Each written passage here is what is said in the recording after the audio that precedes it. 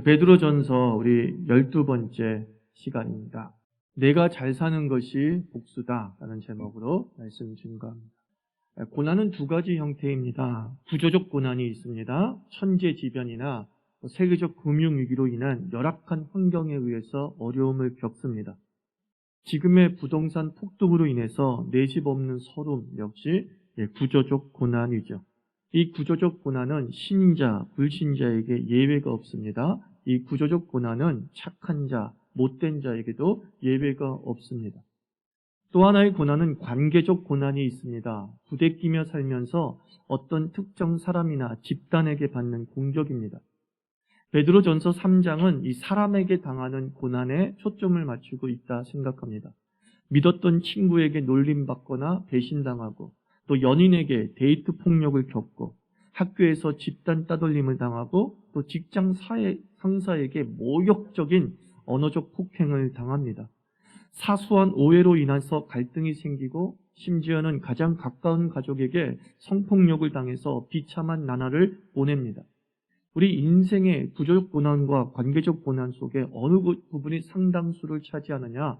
사실은 이 관계적 고난이 우리를 매우 힘들게 인생을 쥐어짜고 있죠.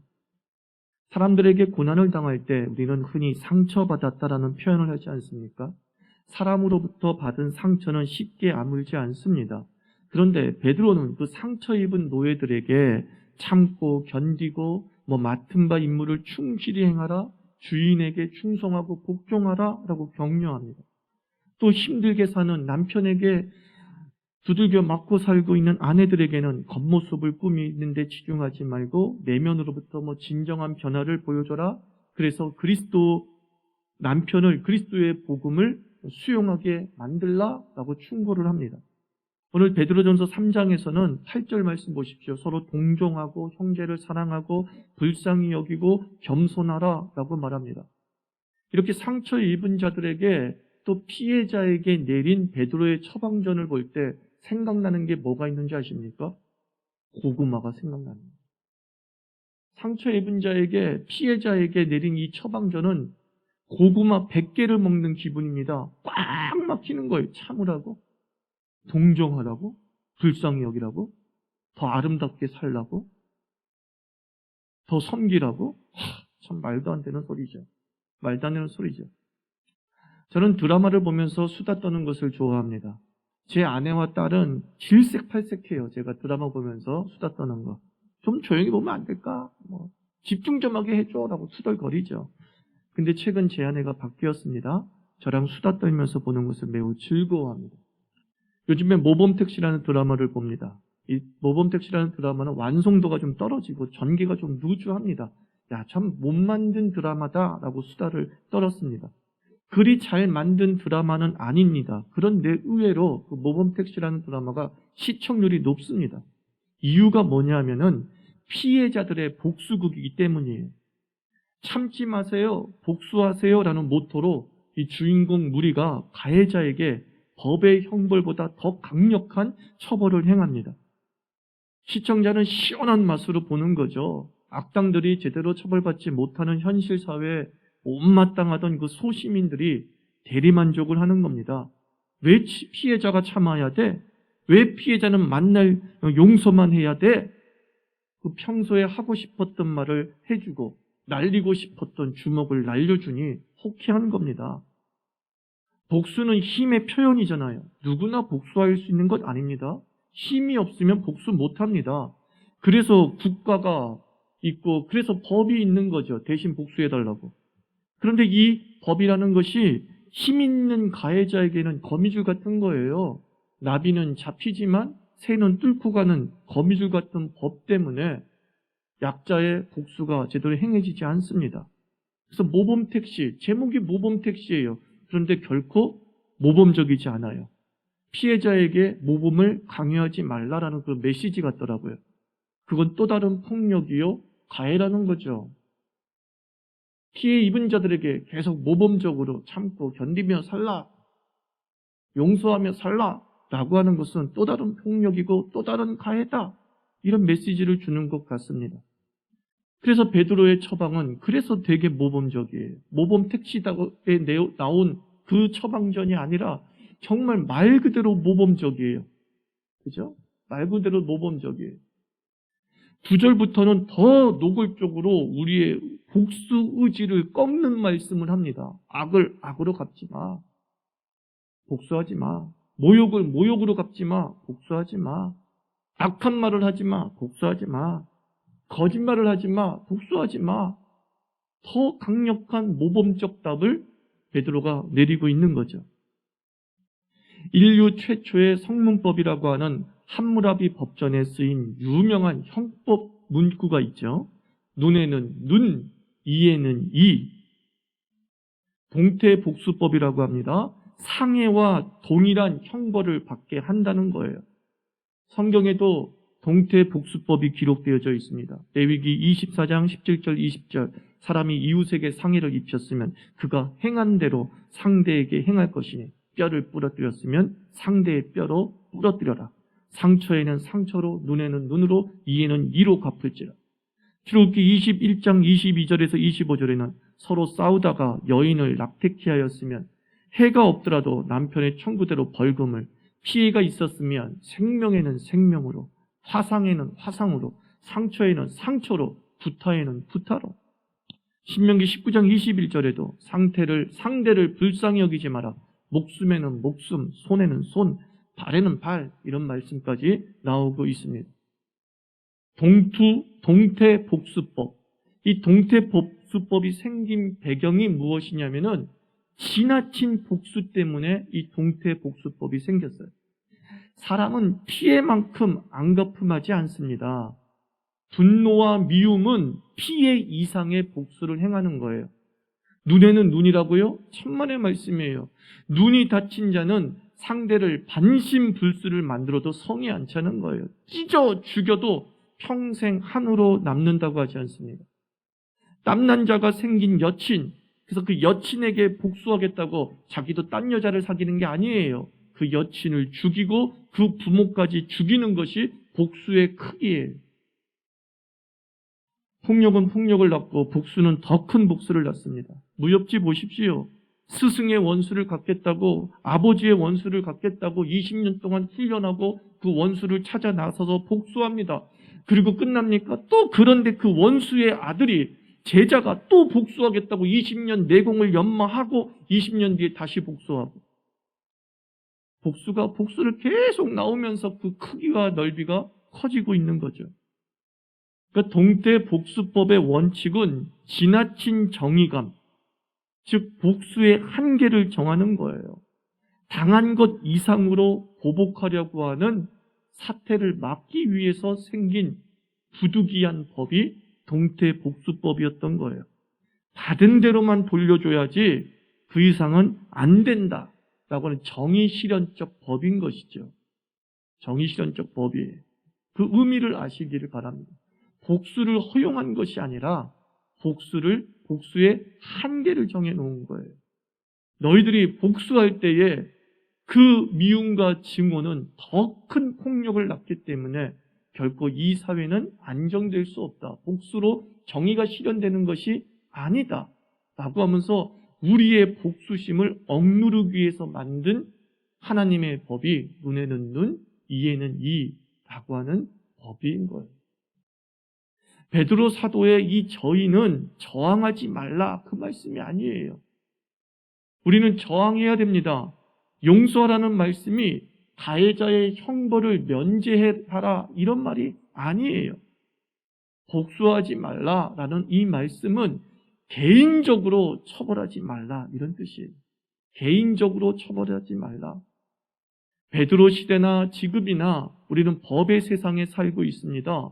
억울하다고, 답답하다고 개인적 처벌을 실행했을 때 세상은 그 피해자를 다시 가해자로 지목하고 법의 처벌을 행사하지 않습니까? 내 딸을 죽인 살인자를 죽인 아버지, 무죄입니까? 무죄가 아니에요.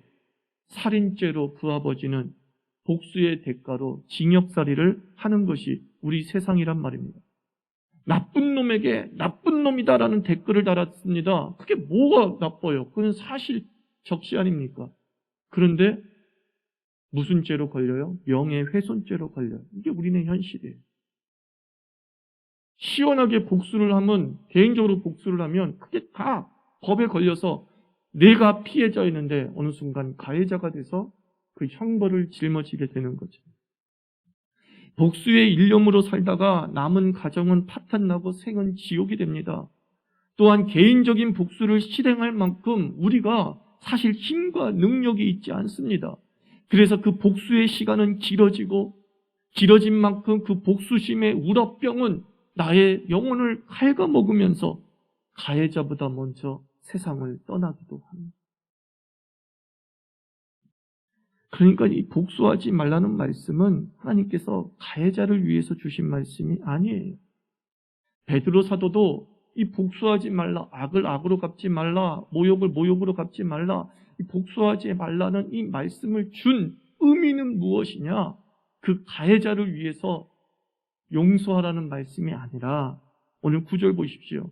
악을 악으로 갚거나 모욕을 모욕으로 갚지 말고 복을 비십시오. 여러분으로 하여금 복을 이어받게 하시려고 하나님께서 여러분을 불러주셨습니다. 핵심은 뭐냐? 하나님은 여러분에게 복 주고 싶어요. 그 복을 누리게 하고 싶어요. 그래서 복수하지 말라는 거예요. 이런 뜻이에요. 10절, 생명을 사랑하고 좋은 날을 보려고 하는 사람은 혀를 다스려라. 좋은 날을 보려고 하는 것이 하나님의 의도예요. 지금 이 피해자가 좋은 날을 살게 하고 싶어요. 하나님께서는. 그러기 위해서 필요한 게 뭐냐? 너희가 복수를 하지 말아야지만이 너희 삶에 좋은 날이 펼쳐지게 된다. 그런 뜻이에요. 피해자, 그들은 사회적 약자입니다. 저들이 당한 피해만으로 너무 힘이 드는데 그 피해로 인한 상처와 복수로 사는 것은 더 힘들게 할 뿐임을 하나님은 아시고 사도 베드로는 알았기 때문에 내린 모범적 처방이지만 매우 현실적 처방인 거예요. 이걸 쉬운 말로 풀이하면 저는 이렇게 생각해요. 베드로 사도는 하나님의 계시를 받아 우리에게 이렇게 말하는 거예요. 피해자들아, 사람에게 상처 입은 자들아, 우리가 잘 살면 된다. 앞으로 우리가 잘 살면 된다. 하나님은 우리에게 복을 주시고 우리에게 은혜를 주신다. 그 복 누리고 살려면 우리가 범법자가 되어서는 안 된다. 감옥에 가면 주님이 주시는 복 누리지 못하지 않니? 내가 가해자가 돼서 이 세상의 형의 집행을 받게 되면 주께서 주시는 은혜의 날들을, 그 좋은 날들을 누리지 못하지 않니? 과거에 일어난 그 상처의 복수심으로 너희들에게 올 좋은 날들과 복을 놓치지 않기를 바란다. 미래지향적 답을 하고 있는 거예요. 사도 바울 역시 로마서 12장 9절에서 원수를 갚지 말라 너희들의 손으로. 원수 갚는 것은 하나님에게 있다. 하나님이 반드시 갚아주신다 라고 말씀합니다. 하나님은 의인의 고난을 아십니다. 그리고 그 의인의 삶을 보상해 주십니다. 다윗을 일생 괴롭힌 사람은 사울 왕이죠. 그 원수 사울에게 대갚을 기회가 왔습니다. 사울을 죽일 수 있는 기회가 2번이나 있었어요. 그러나 다윗은 그 사울을 죽이지 않습니다. 악은 악에서 나옵니다. 그러면서 하나님이 기름 부어 정당히 세운 왕을 내가 그 법을 어기면서 왕위를 빼앗을 수 없다. 이런 말을 하는 거죠. 그리고 하나님에게 맡깁니다. 그 하나님에게 맡긴 그 다윗의 인생, 그 다윗의 인생을 압축적으로 보여주는 성경이 시편 23편입니다. 다윗의 일생이 그 23편에 압축되어져 있어요. 그 24편에서 3편에서 이런 말씀이 있잖아요. 원수의 목전에서 내게 상을 베푸신다. 다윗이 겪은 삶을 무엇이었냐면 자기에게 원수가 없는 게 아니었어. 원수가 있었어. 근데 그 원수를 하나님께서 어떻게 처리하냐면 그 원수의 목전에서 다윗에게 상을 베풀어. 무슨 뜻이에요? 원수보다 더 높은 위치에 있고 원수보다 더 잘된 다윗. 그 얘기를 하고 있는 거예요. 다윗을 그렇게 못 살게 만들었던 사람들이 그들의 의도대로 되지 아니하고 다윗은 못 산 게 아니라 더 잘 살아버렸던 거예요. 그게 원수의 목전에서 상을 베푸시는 하나님의 원수 처리법이었던 거예요. 여러분, 원수를 죽여버리고 다윗이 못 살면 그 무슨 의미가 있어요? 그렇지 않습니까? 원수가 사라졌는데 나는 여전히 도망자야. 그 무슨 의미가 있어요? 원수는 있는데 다윗은 더 이상 도망자가 아니라 원수 위에 군림해서 원수의 무릎을 꿇게 만들었다. 이게 하나님의 방법이었어요. 그 기간이 20년이 걸린 건 너무 답답할지 모르겠지만 중요한 건 뭐예요? 처리됐다. 이거예요. 가해자가 처리됐다. 하나님께서 갚으셨다. 이건 분명한 거예요. 저는 삶이 길어질수록, 제가 나이가 들어갈수록 저는 하나님의 갚으심을 확신하고 확인하게 됩니다. 악은 그 대가를 치르더라고요. 개인적 악행이 백일하에 드러나는 것을 저는 수없이 보았습니다. 미투, 학원폭력 다 그 대가를 치르더라고요. 구조적 악은 하나님의 말씀대로 살고 하나님의 뜻에 맞는 정치인에게 표를 던지면 느리지만 개선되고 변화됩니다. 원수 갚는 그날까지 우리가 살아야 하고 잘 살아야 합니다. 그것이 하나님의 마음이에요. 내 아들, 내 딸이 잘 사는 것이 하나님의 소원입니다. 내가 너희를 잘 살게 해줄 거야. 그러니 복을 받는 그릇, 그 복을 받는 그릇이 뭐예요? 인생이잖아요. 삶이잖아요. 그 복을 받는 인생, 그 복을 받는 삶, 그 그릇, 너의 인생을 망가뜨리지 마. 이게 하나님의 계시예요. 너희 인생은 하나님의 복을 받는 그릇인데 복수하겠다고, 죽이겠다고, 개인적으로 처벌될 행함으로 인해서 너희 그릇들을 망가뜨리면 이 복은 대체 어디에 담을 수 있는? 2030년에 충분히 그 인생의 그릇 속에 주의 복이 담아지는데 2021년 그 복수 때문에 너도 동일하게 사람을 죽임으로 말미암아 감옥에 가면 2030년은 대체 너에게 어떤 의미가 있겠니? 하나님은 길게 보시는 거예요. 오늘만 사는 것이 아니라 인생의 연수가 70이요 강건하면 80? 그래요. 우리가 인생의 연수가 이제는 10년씩 더해서 강건하면 90이요. 하고 한다. 남아있는 생이 하나님이 우리에게 복 주시는 생인 줄 믿습니다. 우리 인생의 그릇에 주님의 은혜를 채워주시며 좋은 날이다 하고 말하게 하시는 날이 우리에게 남아있다는 사실을 기억하십시오. 저는 대중가요를 통해서 소위 말해서 은혜를 많이 받습니다. 대중가요 노랫말을 들어보면서 좋다라는 거. 제가 장기하에 별일 없다, 별일 없이 산다. 오래전에 들은 거의 10년 돼가죠. 별일 없이 산다. 이 노래를 통해서 은혜 받았어요. 이 내용이 뭐냐면 나를 괴롭히는 놈, 내가 잘 안 되기를 바라는 놈에 대한 응답식의 노랫말이거든요. 대충 내용을 읽어드려 볼까요? 네가 깜짝 놀랄만한 얘기를 들려주마. 네가 뭐예요? 내가 못되기를 바라는 놈, 내가 잘 망하기를 바라는 놈이 있어요. 나에게 모욕을 주는 놈이 있어요. 나에게 상처를 주는 놈이 있어요. 네가 깜짝 놀랄만한 이야기를 해주마. 아마 절대로 기쁘게 듣지는 못할 거다. 벌써부터 여기서 통계 뭐냐 하면 나는 별일 없이 살아. 뭐 별다른 걱정이 없다. 나는 별일 없이 산다. 이렇다 할 고민이 없어. 네가 들으면 십중팔구 불쾌해질 얘기를 들려주마. 오늘 밤 절대로 두 다리 네가 쭉 뻗고 잠들지 못할 거다. 그게 뭐냐 하면 나는 별일 없이 산다. 뭐 별다른 걱정이 없다. 나는 별일 없이 산다. 이렇다 할 고민이 없다. 이번 건 네가 절대로 믿고 싶지 않을 거다. 그것만은 사실이 아니길 엄청 바랄 거다. 나는 별일 없이 산다. 가해자들이 우리가 못되기를 바라서 가해하는 거잖아요. 우리가 무너지기를 바라서 가해하는 거잖아요. 우리가 상처 입기를 바라서 가해하는 거잖아요. 근데 그 의도대로 되지 않으니 얼마나 속이 터지겠어요. 악한 사탄 마귀가 우리를 믿지 못하게 만들려고, 하나님을 떠나게 만들려고 온갖 수단과 방법을 통해서 우리에게 아픔을 주고 고난을 주고 역경을 줘요. 그런데 그 의도대로 되지 않아요.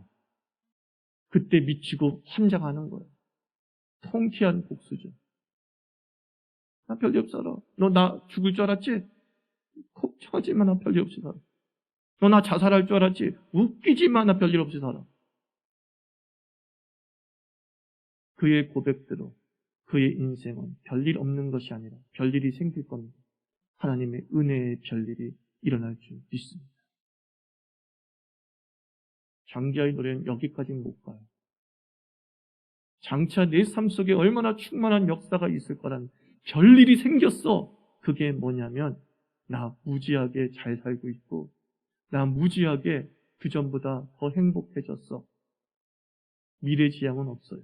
중요한 건 이거예요. 그 의도대로 되지 않았다. 여러분, 가해자의 의도대로 되지 마십시오.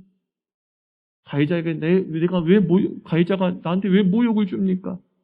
가해자가 왜 나에게 싫은 소리를 하고 가해자가 왜 나를 귀찮게 합니까?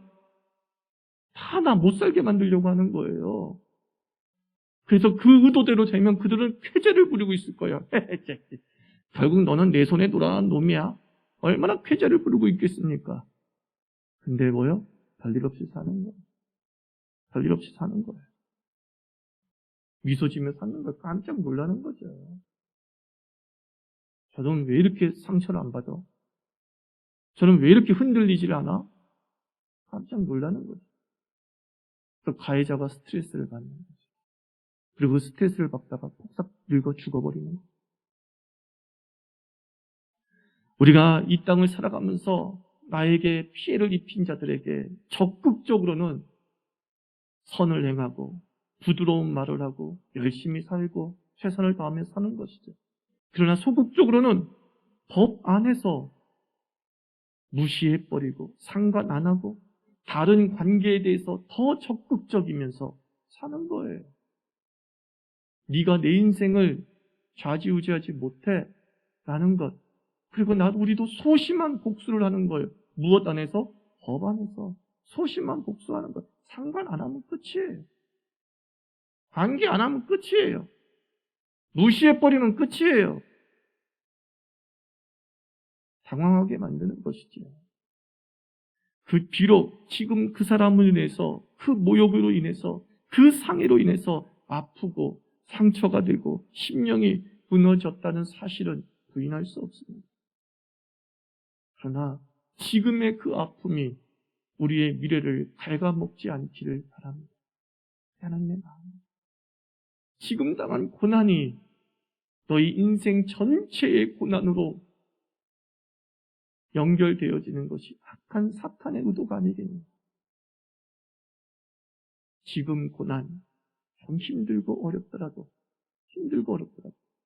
원수 갚는 하나님의 역사, 의인에게 보상하시는 그 하나님을 믿어봐라.